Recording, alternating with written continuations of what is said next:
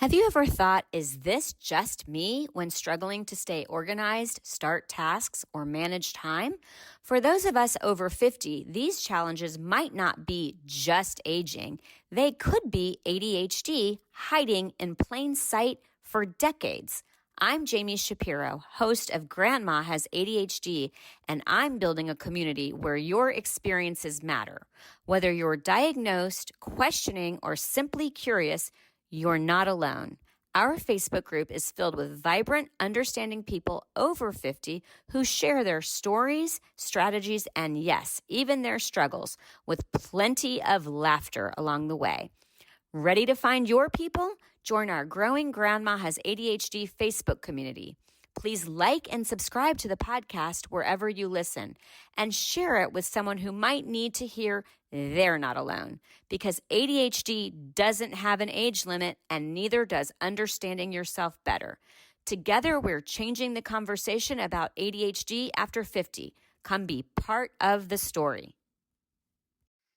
Hi, and welcome to the latest edition of Grandma Has ADHD.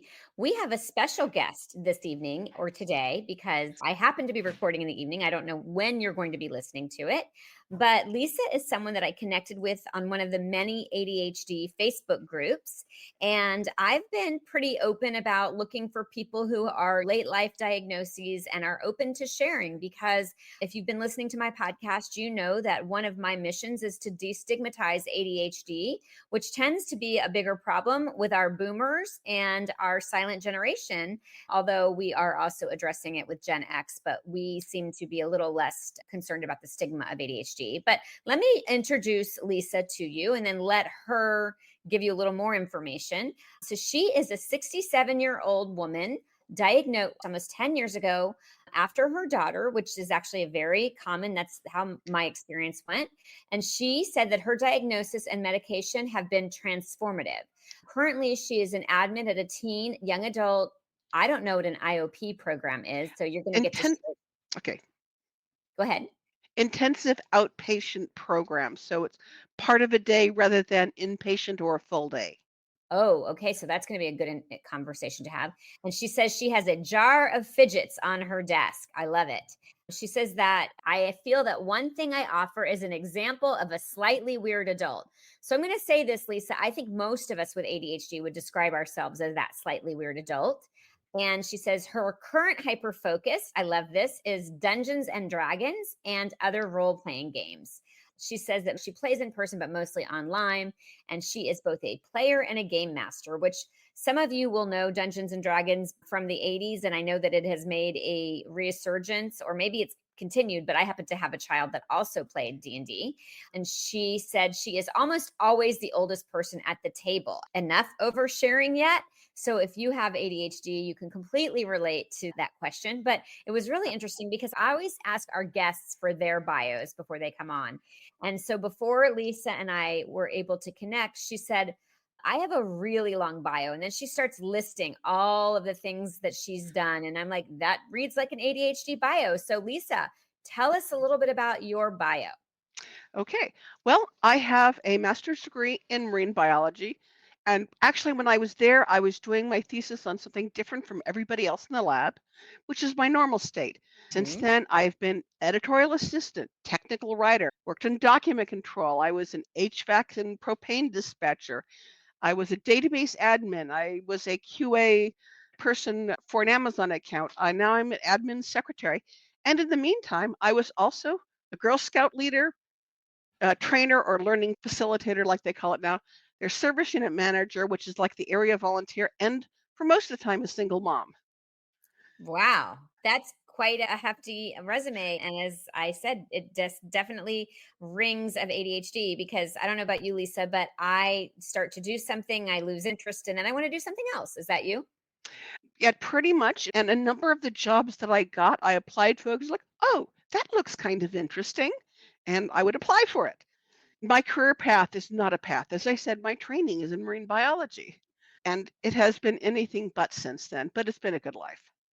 Nice. So, Okay. So, what was it about my post that you said, hey, I'd like to be on the Grandma Has ADHD podcast? so, well, it was a post about late diagnoses, and I am rather passionate about that because of the impact that this has had on my life. So I shared part of my story there. And you actually reached out to me and it's like, hey, why not? Hmm, love it. And as I said, one of my things that I want to do is normalize being open about ADHD. I am very open about it in just about any circumstance. If I'm doing the math correctly, you were about 57 when you were diagnosed. Is that correct? Right around there. It's Okay. a little bit fuzzy because I was unemployed at the time, it was the Great Recession, and my younger daughter was struggling in high school, and they're like, "She's smart. Why is this much harder than her sister?" And I start looking online, and I find out about ADHD type in a 10, and it goes like, "That resembles my daughter, and it also resembles her mother." So Mm, I got her diagnosed and treated as soon as I could. For me, I was not going to pursue it because, hey, I've made it this long. What difference can it make? I love that you just said that. Okay. So please share that. My sister, who is a psychologist, sent me a bunch of books on ADHD, and I read one by Ned Hollowell called Driven to Distraction. Yep. I realized that every single challenge and difficulty I had in my life tied to ADHD. It Yep. wasn't just like forgetting things, just every financial, relationship, household wise. It wasn't just a bunch of little weird things, it all tied together. Exactly. And so I said, like, it's almost prescriptive now. And by the way, I always say this, if you meet one person with ADHD, you meet one person with ADHD because we all have our Yes. little quirks. We're all really different, just like we have our own fingerprints. Oh, There are yes. definitely strings of commonality that run through it. But I love the fact that you said gone this far. So tell me what's been different since you've known you had ADHD? Um, Less shame, more permission to be myself. If the camera was on, you might notice here at home I have one of those ball chairs, and I occasionally absent-mindedly bounce up and down on it while I am talking or gaming or whatever. And it used to embarrass me, but now they just look okay. Okay. And I It do want to say, by the way, to anybody that is listening and is just seeing beautiful me on YouTube, Lisa was open to being on camera. Some people a little shy about it, but we could not figure out how to work the camera. So that is why Lisa looks like just a black screen. But Lisa, I don't know if you've ever heard this, but a lot of people with ADHD struggle with technology. Did you know that? Actually not because I love technology, Okay. and the people I know struggle with technology and have ADHD are also just that's not their jam. They're into soft sciences and things like that. I love technology, but I Right. also came from my dad was a mathematician and worked with some of the earliest computers on the space program. So I Mm-hmm. grew up around with pictures of rocket ships, of the shuttles and things like that around my house. Right. Well, the So, reason that I bring that up to you is that what I have noticed about a lot of us with ADHD is that we don't like to be bored. And for a lot of us, reading instruction manuals is boring. So we get a computer, we get an iPhone, we get a device, and we just plug it in and go. And then we can't figure out why it doesn't work. well, I don't read the whole manual, but I will look in the index and look at the particular thing or do a search on that particular item. Well, good for you. Again, you meet one person with Mhm. ADHD. So I love that you said it. I have more permission to be myself. I will agree with that. In fact, I think that's going to be an amazing title for this conversation because that is exactly what it is. Do you remember the sayings like, when I'm an old lady, I will purple? And do you remember those signs that were Yes, everywhere? I have a purple forelock in my hair. There you go. And what you cannot see because I'm not on camera is that I have an array of fidgets around me. I can focus better on the conversation Mhm. when my hands are busy and when I am playing Dungeons and Dragons in person or other games. I play a whole ton of other role playing games. I Mhm. will just show it to the game master and say, I will focus better if I have my hands busy. You Right. will be able to see that it doesn't distract me from what I'm doing. Did you ever keep any of your old notebooks? Because I noticed that I was constantly doodling, and I've noticed that's common for a lot of people. Before we knew we had ADHD, we would be listening in class, but doodling the whole time. I drew mazes.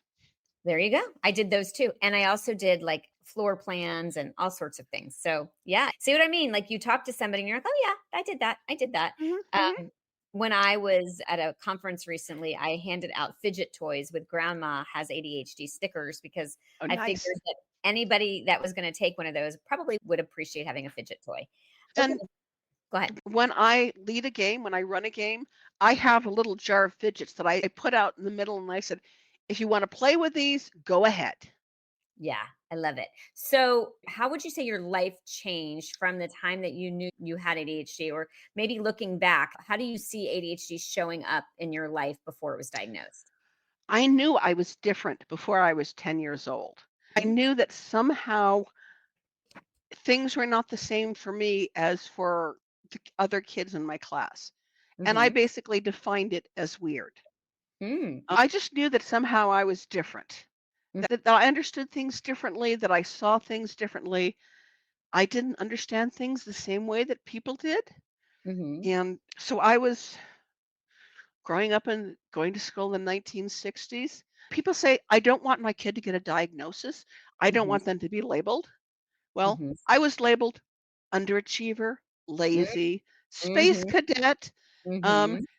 if she only lived up to her potential, and I hear all of that. those things. And I'm going like ADHD is a much better label than that. Been lazy 100%. And not Hmm. only that, but again, that's what I'm trying to do here is say, hey, we're not stupid, we're not lazy, there's nothing wrong with us. Our brains are wired differently. We They think, are.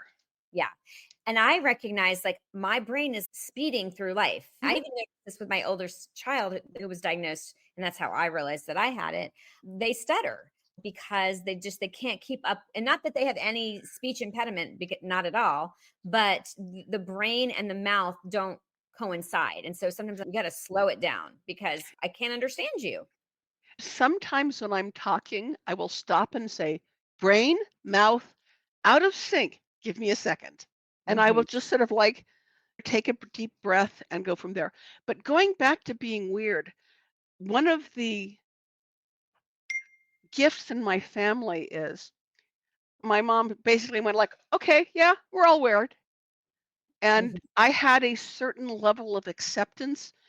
I got all those negative messages from the world, and just because of culture, some from home, but I didn't get that just awful level from home. And so, speaking of home, you ask about family. Mhm. My mother, if she had been alive, would be 102 now. My mother Wow. had ADHD. She was 35 when I was born. My mother had ADHD. Three of her four children had ADHD, and at least two of her four grandchildren have ADHD. So when did you realize that your mom had ADHD? I didn't know that she was undergoing that diagnosis at about the same time that I was. Wow. She was somewhat ahead of the curve than Mhm. I, but she didn't talk about it until Heard much that. later. I've heard this in other interviews where they were both getting diagnoses at the same time, but the older adult parent did not disclose. And again, back to the stigma of ADHD. And yes, it's highly, highly heritable. And back to what you said, I have always described me and my kids that when I would describe ice cream, and I was trying to explain it, and this was before I think I knew that we had ADHD. I'm not sure, or maybe before I was really learning about it. But I said, you know, some people like vanilla ice cream. And my kids said, yes. We're more like fish food, like the Ben and Jerry's fish food. We're just not Mhm. vanilla. And I enjoy that spicy, flavorful life, but it is not for everybody. And it does run in families. And so we tend to have just the families of, I hate to use the word weird because it's not a great word, but it also is a great word, right?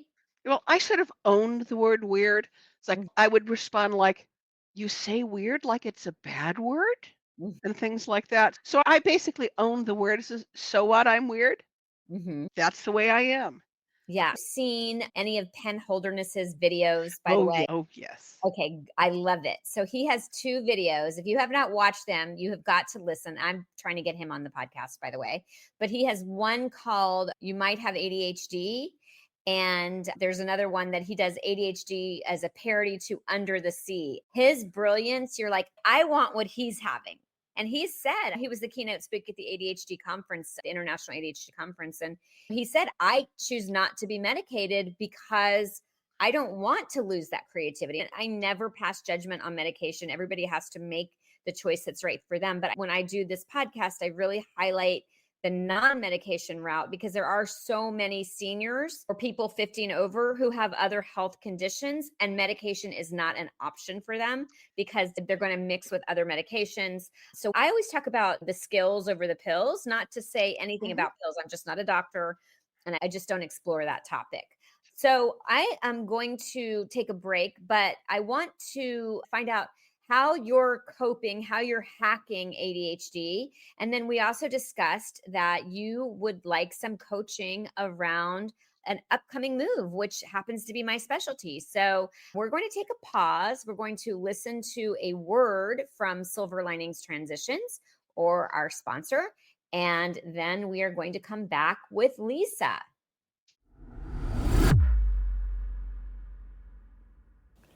Are you tired of feeling like you can't get it together?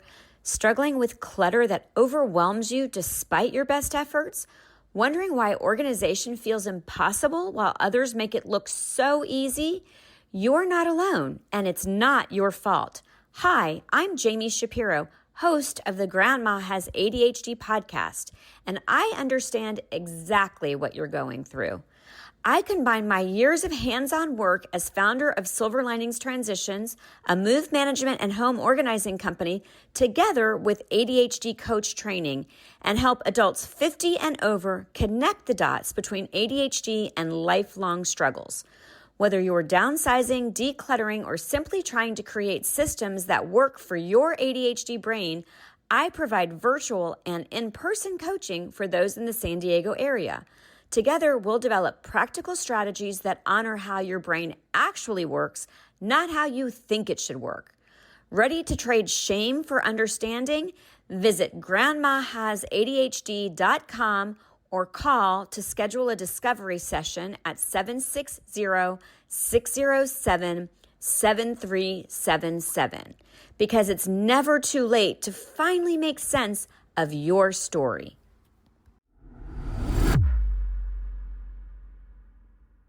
Ever wondered why helping a loved one declutter feels like speaking different languages? I did, especially with my mom. It wasn't until I founded Silver Linings Transitions, helping San Diego seniors organize and move for over a decade, that I discovered why. We all experience clutter differently, and for those of us with ADHD, it's a whole other world. If you are listening in the San Diego area and feeling stuck with moving, paperwork, photos, or home organization, our team at Silver Linings Transitions gets it. We understand ADHD's unique challenges, and we won't just help you get organized. We'll create sustainable systems that finally stick. Schedule a consultation with our team today at 760-522-1624. That's 760-522-1624, or find us at silverliningstransitions.com. So we are back with Lisa. And when I take a break, I always sort of ask the guest how they feel the podcast is going, and or the interview is going, and if there's anything they want to share that I haven't mentioned. And Lisa brought up some really good things. And I love, Lisa, that you are an open book and willing to help other people. I think that is really one of the things that I am finding such a benefit from this podcast, is people are saying, thank you for sharing this story, because then it allows me to feel more comfortable sharing mine and getting the help that I need. So you share some of the challenges that you've had, you think, as a result of your ADHD. So I was mentioning my marriage and my divorce, which actually was a failure, was not due to ADHD. What was the issue was I stayed in too long, but probably because of my ADHD. Hmm. So Right. Because we tend to be pleasers, right? we tend to be pleasers, but we also tend to lack confidence. Yeah. And what my ex-husband did was gaslight me a whole bunch. "Oh, Mm-hmm. you didn't say that. You are taking me out of context." "No, I never said that." And all these things to deny what he had said and said to me. And Well, I'm that used to being told that I'm wrong all the time, so I accepted that. So I stayed way too long. Well, I would also say that, and I don't know if this was true for you, but I will admit that I will forget. I have forgotten Yes.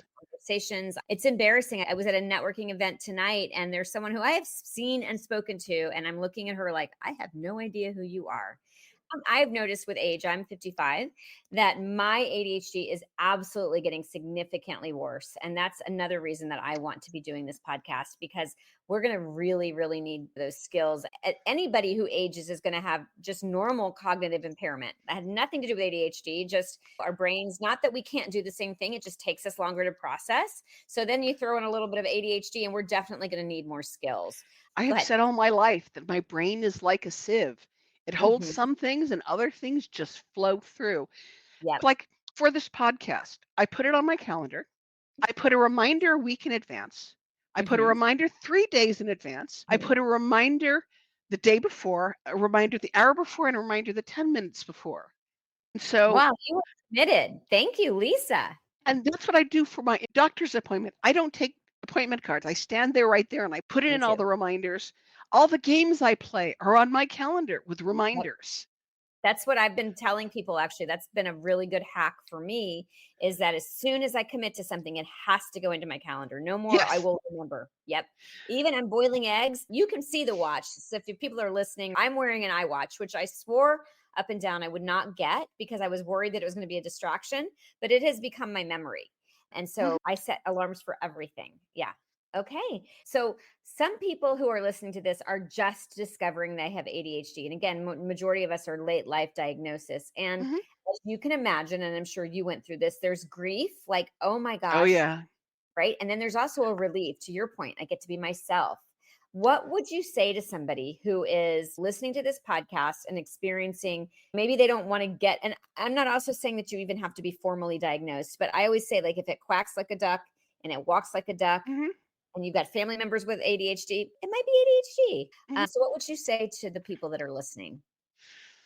Do things that are right for your brain, even if it's not necessarily what other people do. Um, Okay. when I have a project, I usually have 2 deadlines. I have the aspirational deadline where I would like to get it done, and Uh-huh. I have the deadline where I must get it done. Hmm. And I very rarely hit the aspirational deadline, I was going to just ask you, like, how often does that happen? but I means that I hit the actual drop dead deadline much more consistently. Sure. The dopamine, and it's Mhm. got to get done by this certain time, right? Yeah, and I was telling somebody that, and she looked at me and she said, "Why don't you just have one deadline?" And I looked I back at her and said, "This works for my brain." was going to say, you don't have ADHD, clearly. You wouldn't be And asking that question. so do what works for your brain. Even I think that one of the tragedies of my mom's life is that she kept on trying to do things the normal way and kept Mm, on failing at it. And mm, the impact that it had on her, but she had many wonderful things like my brother said if my mom heard about a food, she tried to cook it. And so mhm. we ate so many different kinds of food. We made lasagna from scratch. You even made the noodles? We did not make the noodles, but we had to go to the Italian grocery store because they Nice. did not carry lasagna noodles in the regular store.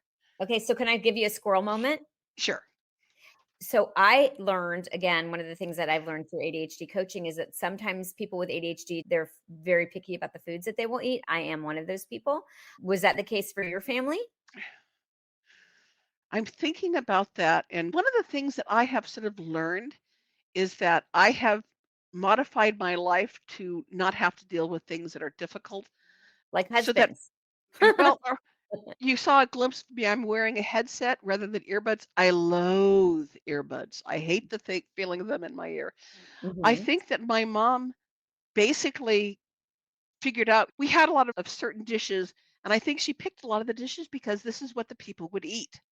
Or mhm, that thing that my mom did that I've picked up is if there's somebody who doesn't like the main dish, make sure that there's a good solid side dish that they can eat.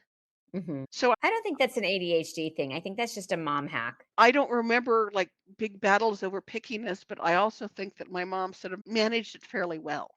Mhm. So Okay. So any other advice that you would want to give somebody who's listening, or any hacks that you know, hey, you need to hear this one? I know we just talked about getting the alarms and then having the aspirational date versus the drop dead date. What are anything else? And then I want to go into your issue. Yeah, do not believe that you will remember things, write things down. Absolutely. Or put them I in actually digital technology. with all the jobs that I went through, I did a lot of contract jobs, and you jump in, they want you to start doing it immediately, so I would start writing down the instructions as they were given to me and then type them up. And at the contract jobs, when I was done with it, I would give my boss my typed up notes. And there were a couple of times that even though it was a contract job that was supposed to end like that week, their boss said, hold on to her for another week to make sure that is all completed because we want this. Mhm. Because I would do detail. And when I went out for knee surgery, I had like a 23-page document called How To. Oh, wow. And because some Impressive. of my jobs I only do quarterly, and I don't believe that I will remember it in 3 months. Sure. Okay. Well, your strengths and you play to them. Okay. So I asked you if you had some issue that you might want to get some coaching around, Lisa, and you shared with me that you have a move coming up.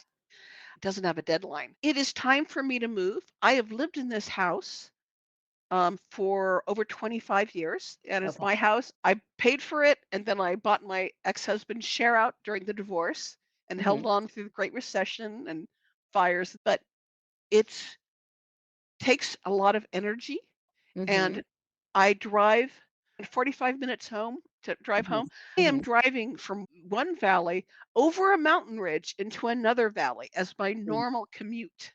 Mm, And also, basically, my family is elsewhere.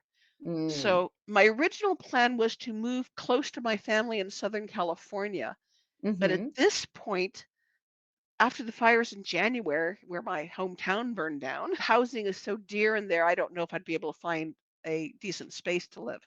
But even that just moving closer to work mhm, and selling my house before it burns down or the insurance goes up yet again. So mhm. it's time, but I do not have a deadline for it. I think uncertainty is hard, right, for anybody. And so not knowing where you're going, have you started exploring? Have you started at what feels good for you? I have been looking at it, but I get into brain freeze.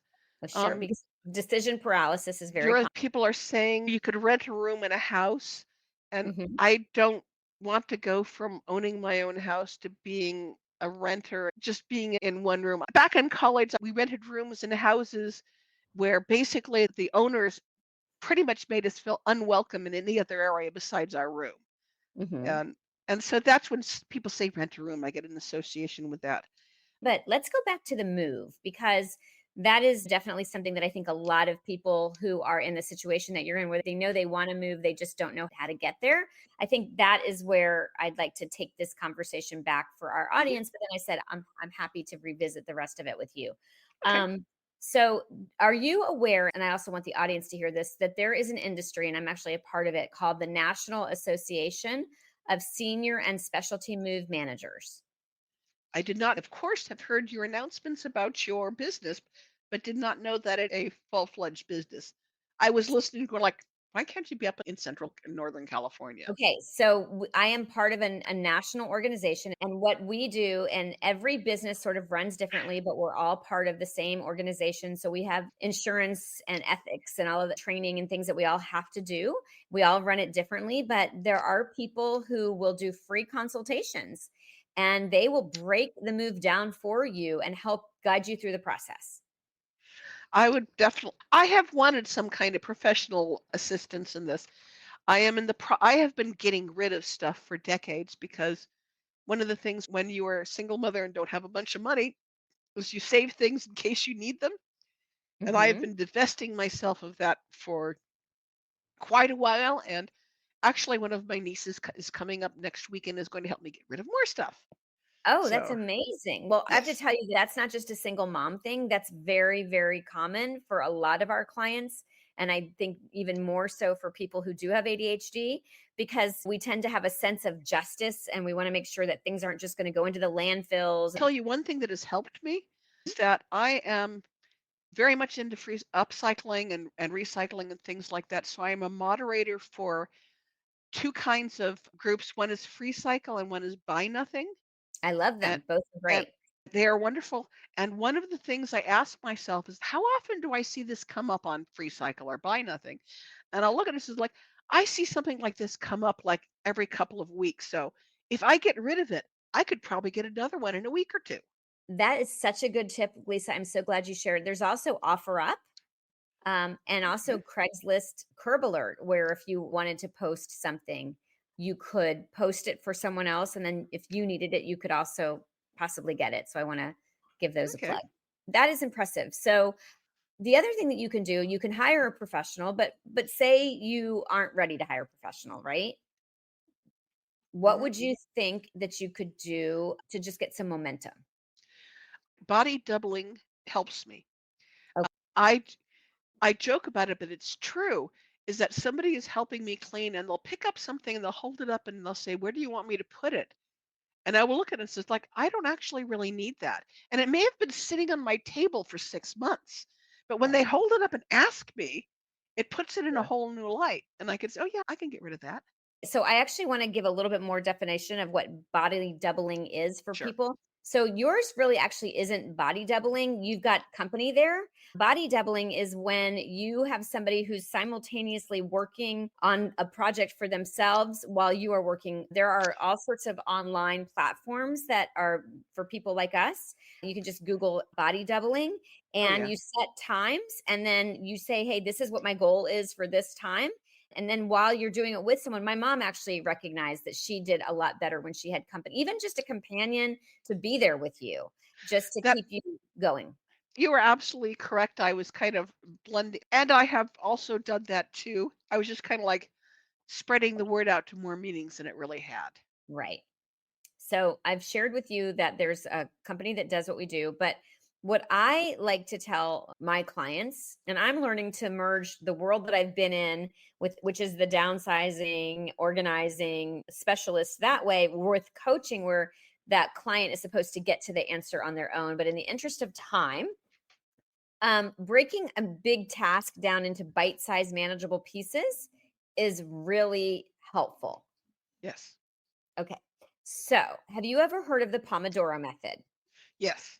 Okay. I So, use variations of it in various tasks. I'm going to give a definition for people who are listening, but then I'm going to give you what I think is even better to use for your needs. So, the Pomodoro method is if you have a task that you don't want to do, then you will make yourself sit down and do it for 20, 25, 30 minutes, whatever time you set without distraction. And then you build in a reward. So, after that time period is over, then you say, once I've done 20 minutes of purging, I'm going to give myself 10 minutes to watch my favorite TV show or whatever it is to have that reward. So that's the Pomodoro method. What I like to recommend to my clients who are getting ready for a move is the reality is it is overwhelming and it's where do I begin? And so what I recommend is the 10-minute tango. And you basically, it's really important that you call a donation site or you call whoever or you schedule it in your calendar that I want to have a donation pickup. You need to give yourself at Oh, least a week. And it's nope, important nobody that, picks up in my area. okay, well, then Nobody. you put it in your calendar that you're going to do a drop off so that it's in your calendar and you're going to honor your calendar. And then what you want to do is every day you're going to do 10 minutes and you're going Mhm, to have one bag for donation and one bag for garbage. mhm. And make sure that they're different because you don't want to get them confused. And then at the end of 1 week, you will have gained momentum. And then I always get people asking me, what do I do after the timer goes off? Well, if you're having fun, keep doing it.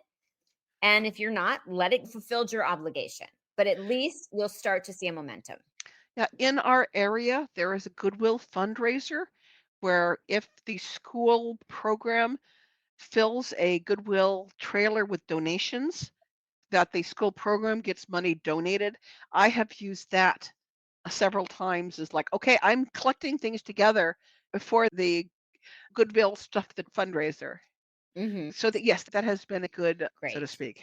Yeah, well, I am concerned that we are hitting 46 minutes, but what Yep. I want to do, Lisa, is have you give any information to anyone who's listening or any advice, and then I will stay on with you and we will come up with a goal so that you can leave this Okay. session feeling really good, because I do have a lot. I'm not going to lie to you. And people with ADHD, we struggle with when we have a lot of decisions to make, we get decision fatigue. And moving is one of the biggest transitions or stresses that anyone will face, ADHD or not. So I think you make some good points, though. So, anyway, I want to wrap up the podcast in a nice little bow, and then I want to continue to give you a little bit of my service. So, I will give you a tip that is useful and makes people laugh. okay. If you play Pokemon Go on your phone from your desk to your car, you will never leave your phone at work. Oh, that's a good one. It works. Okay, nice. So that is your parting tip, is that anybody who's concerned about leaving their phone behind should play Pokemon Go. Or some other walking based game. Okay, well, I'm going to give you a tip. I always forget where I parked my car. And so, what I now have to do is I have to stop and get into my body and out of my head and look around and pay attention. And you can also take a picture of where you parked. But That's what I do. I'm trying to do more of getting my brain to slow down and be in my body. Any other parting advice for our listeners? One of the things that I had to cope with was feeling broken. Hmm. And then at one point realized it really doesn't matter whether or not you're broken. At this point, I'm arguing that I'm not broken. But even if you're feeling broken, what matters is you are here. Hmm. And since you are here, you can do things with that. Now, Hmm. I have a quote above my desk that says, supposedly Hemingway, everyone is broken. That's how the light gets in. Mm-hmm. And that's a great quote. I hear it, a lot of times they talk about, I think it was a Japanese pottery that gets broken and then they put Yes.